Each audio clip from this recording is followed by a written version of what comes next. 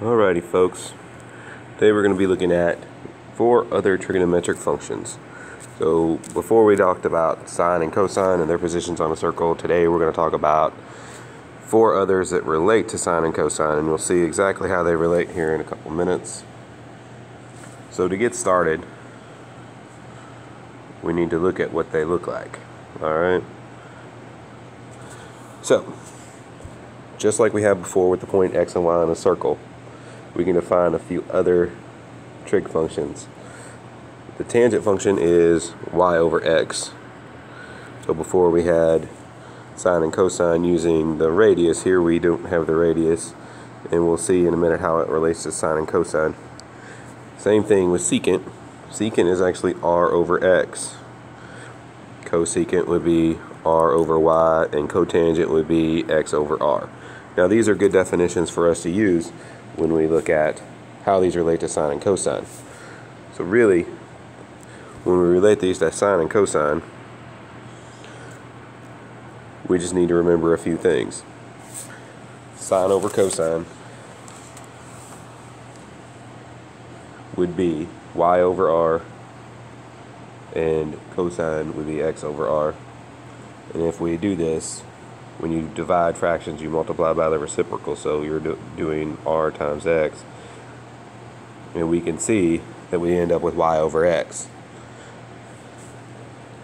So all of these formulas, these identities, are on your reference sheet that you have, and we're going to be using these today to find, for different angles, we're going to find the values of these functions along with sine and cosine.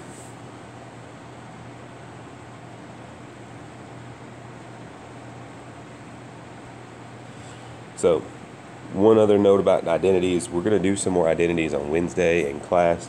We're going to talk about how these are, but identities are statements that are true for all values of the input on which they are defined. And they can usually be derived from the definitions and relationships that we already know. So just like I showed you on that last slide with tangent, if we say that it's sine over cosine and use those values, we can show that it's that y over x, and we could go backwards and show it either way. On Wednesday, we'll be actually proving some things and showing that identities work.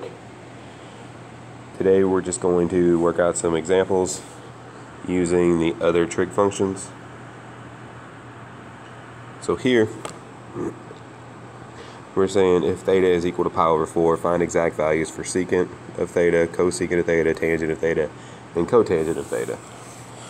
So what we need to remember is for secant of pi over 4, it is the same thing as 1 over the cosine of pi over 4.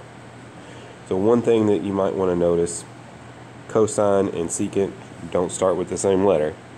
And if you look at cosecant, it's actually 1 over the sine. They don't start with the same letter either. So if you're having a little bit of confusion remembering what goes where, secant goes with cosine and cosecant goes with sine. So to find the value of the cosine of pi over 4, we've got our unit circle, and we can find that that's square root of 2 over 2. Same thing for the sine. And then we don't like this having a fraction on the bottom of another fraction, so we've got to take 1 times the reciprocal of the fraction, and we also don't like that square root of 2 on the bottom, so we're going to have to rationalize the denominator by multiplying by the square root of 2 over the square root of 2. Square root of 2 times the square root of 2 is 2, and we're left with just the square root of 2 there. So pretty much the exact same thing happens down here with cosecant. We get the square root of 2 also. Alright, so I'm not going to show you every single step every single time. For tangent of pi over 4, we have to remember that it's sine of pi over 4 over the cosine of pi over 4. So again, we already saw that those values matched, which means I get 1 for the tangent of pi over 4.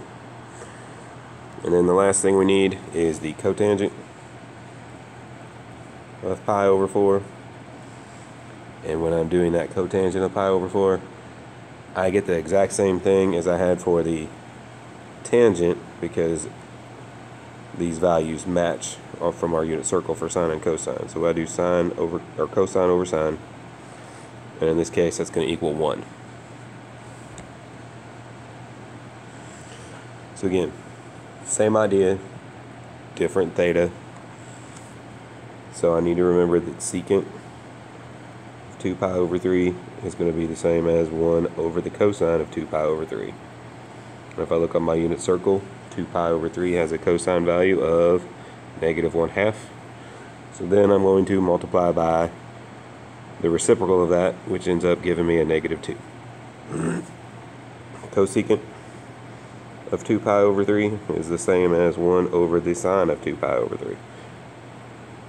And from our unit circle, we get that being the square root of 3 over 2. So again, I've got to take and multiply 1 by the reciprocal, and that gives me 2 over square root of 3. So I've got to rationalize that. So I get the square root of 3 over the square root of 3, and that ends up being 2 square root of 3 over 3. The tangent of 2 pi over 3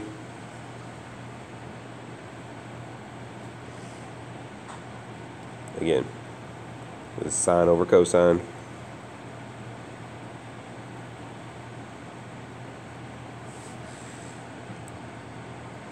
and we know those values already, so we take the square root of 3 over 2 and divide that by -1/2, which is the same as multiplying by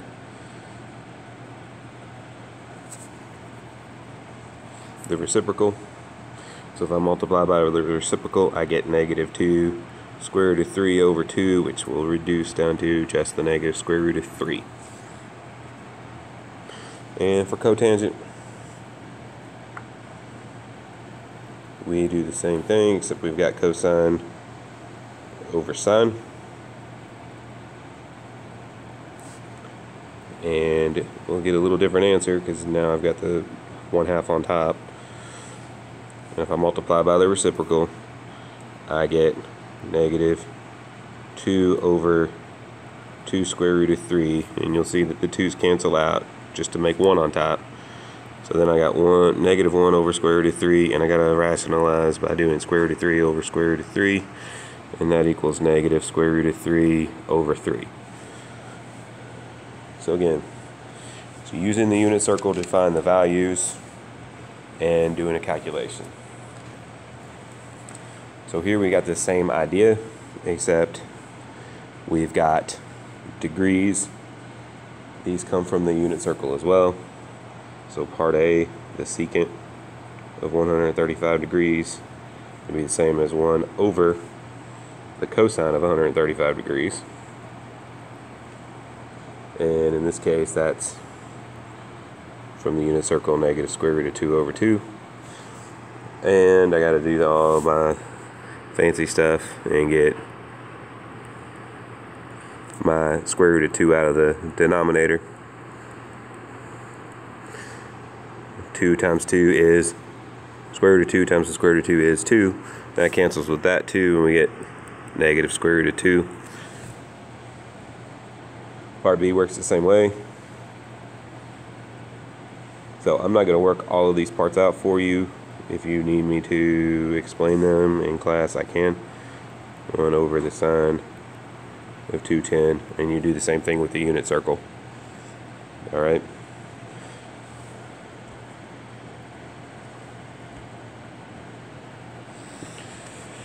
So, we had a couple that looked like this the other day. We're going to start off with the exact same thing we did the other day by finding out what the cosine of theta is. And then once we do that, we will find the other trig functions values from there.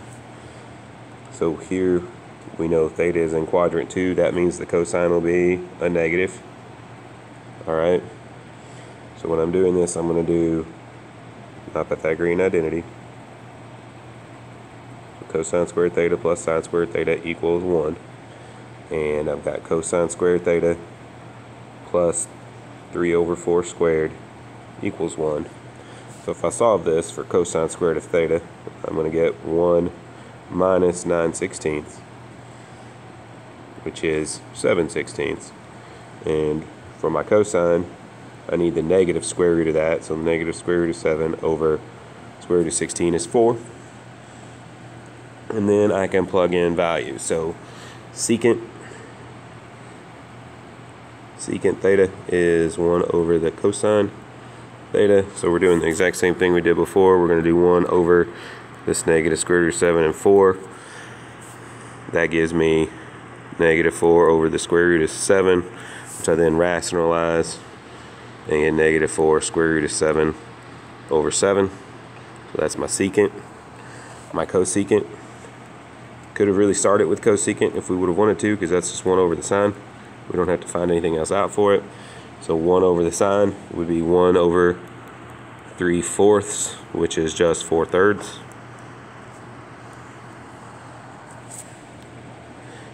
Tangent would be the sine over the cosine.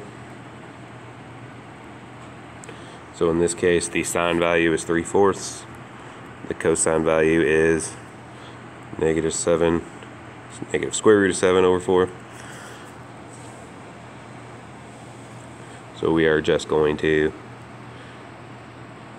multiply by the reciprocal. The 4's will go away.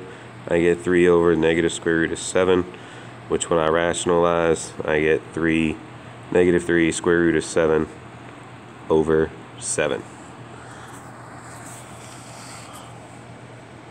And I still need to find the cotangent. Alright.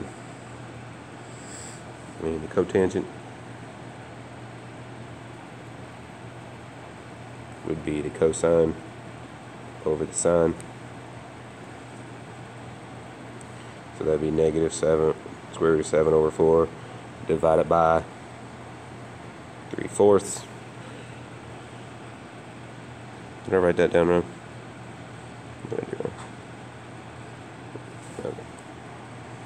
So in this case, my 7 stays on top, the 4's cancel out, and I get negative square root of 7 over 3.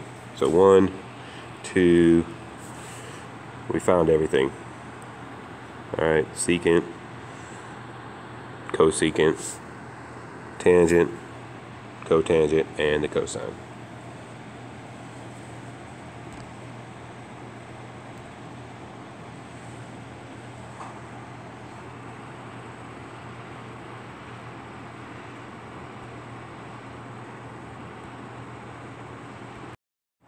Alright, so this one's a little bit different on example 5 here. We know the tangent of theta is equal to 12 over 5, and we know that theta is between 0 and pi over 2. We're asked to find sine, cosine, secant, cosecant, and cotangent. So a quick sketch of this will show us we've got a right triangle here. Since we're between 0 and pi over 2, so we could actually approach this as a right triangle and do this as 12 and this is 5. So just like we did before, that's our y, that's our x.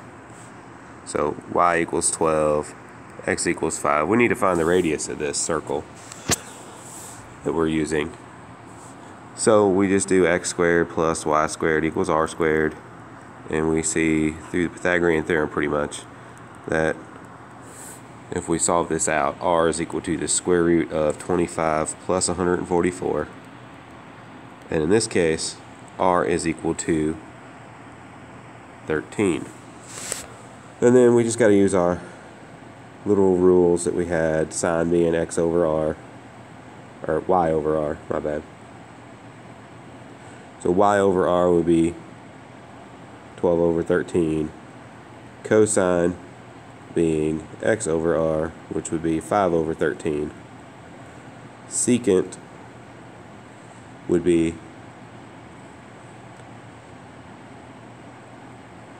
13 over 5, so the secant is r over x instead of x over r. It goes with the cosine, and cosecant goes with the sine, so it would just be 13 over 12, so the reciprocal of the sine. Cotangent would be just like our tangent except flipped, So instead of 12 over 5, we would do 5 over 12.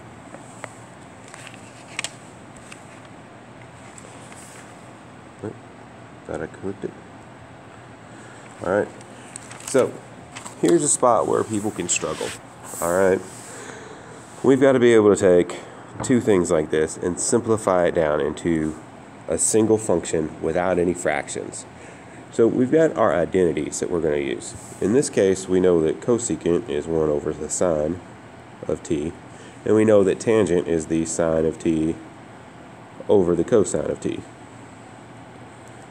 Now you'll notice as I multiply these two fractions together, what happens? You'll see that the sines cancel out, and I'm left with 1 over the cosine of t, which, from our definitions and our identities, is just the secant of t. So that one was fairly simple. They get a little bit more complicated at times, but we've got our little identities that we're going to use on all of our sheets. So you look at your reference sheet, you find the right identity, and you go from there. Whenever you have two things like this, we got to remember a couple things, alright? So here we've got secant t minus cosine t over sine of t. There's more than one way to work this out. I'm posing just one possible way of working this out. So secant is 1 over cosine of t, and we can change cosine into a fraction of cosine over cosine. So we've got to multiply top and bottom by the cosine of t. In this case, cosine is over 1, so I'm going to end up with cosine squared of t over cosine of t. Now what that does for me is I can put those two things together now on the top because they're fractions with common denominators. Alright, so when I put those two things together, I really can do a couple things.